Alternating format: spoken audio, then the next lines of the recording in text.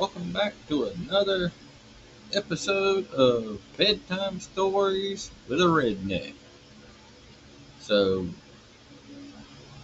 for today's episode, we're going to start on the complete All Hail Megatron collection. We'll be doing issue 1.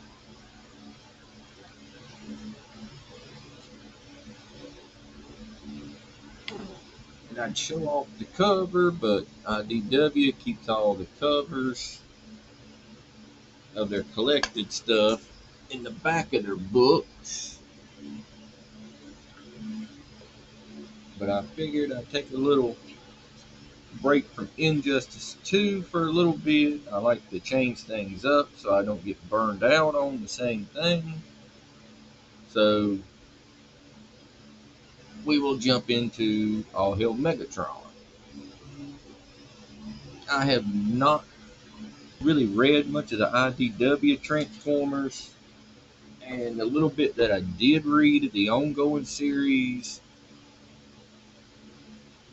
it wasn't for me.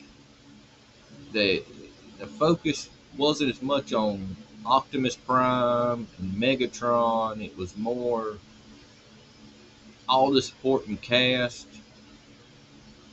and I like Transformers, but I like my Optimus Prime to be up front. I just haven't read enough for the supporting cast to carry the book for me yet. So I was a little reluctant about trying this, but I got it for a really, really good price. Managed to pick it up for like $45, which is half the cover price here. This is a $75 book, so it wasn't right at half, but it was cheap enough because it's out of print. So to get a hold of this right now, you're gonna be paying a good chunk of money, and for me to pick it up for what I did, yeah, I mean it's totally worth it to try. Because if I didn't like it, I could completely get my money back out of it. But so it starts off with the quick little summary of Megatron and all of them had their little war for Cybertron. Uh, Picks up 1 year later, and you see a dump truck coming through, and it's coming through the middle of New York. Of course, it almost hit somebody, and they start going off until it transforms into this gigantic robot. And you've got all the kids and these other guys are like, this is cool, like, this is some really good thrilling stuff. That after they've transformed, they're all talking about how we come in peace and kindness, and then they start laughing in the middle of it.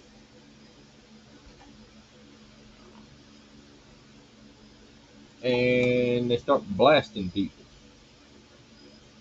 This got a little, I won't say graphic, but it's a little further than what I'm used to with the Transformers. I mean, right there you see sneakers on the ground. It's got blood all over them. I mean, they're talking about how the building materials on Earth is so weak and soft. I mean, it's just, they come straight in. I mean, they're doing bombing runs on crowded streets. I mean, the Decepticons have just come in and just, I mean, they're wreaking havoc.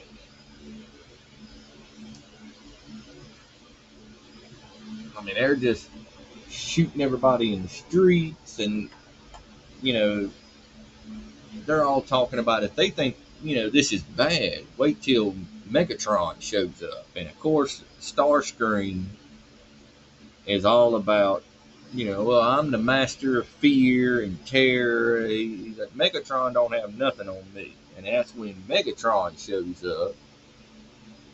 And Starscream goes running straight over there to him and talking about how big of a pleasure it is. But it's he's not used to seeing Megatron come into the takeover process this early.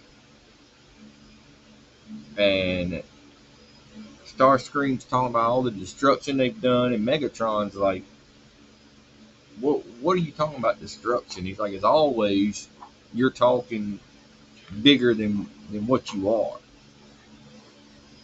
And he shoots a hole in a skyscraper and topples the whole skyscraper down.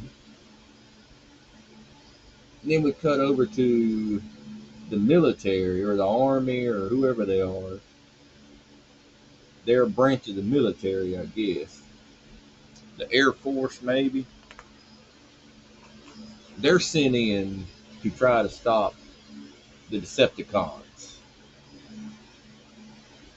And Starscream orders the other Decepticons, the Flyers, to go take the fight to him. And Megatron's like, no. He's like, just stand your ground. Let's see what they got. And everything they hit them with is just useless because they jam their missiles, and the automatic fire they have is it's little to nothing. So then Megatron orders the attack, and it's a slaughter.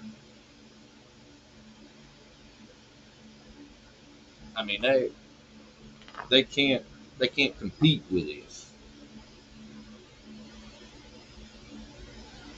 I mean, you got a guy who does a suicide dive into Megatron. I mean, they hit some pretty dark territory for a Transformers comic, I think. I'm not familiar with too much of the IDW run, so I don't know if this is par for the course.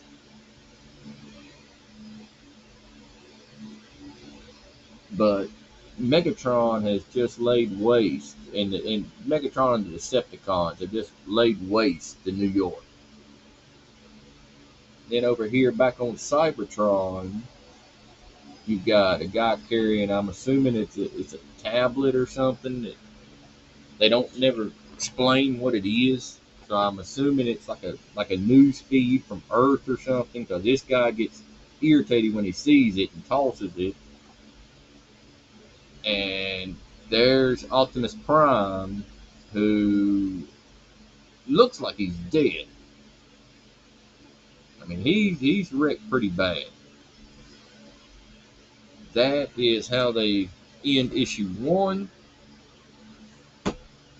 So, a lot to digest in that issue.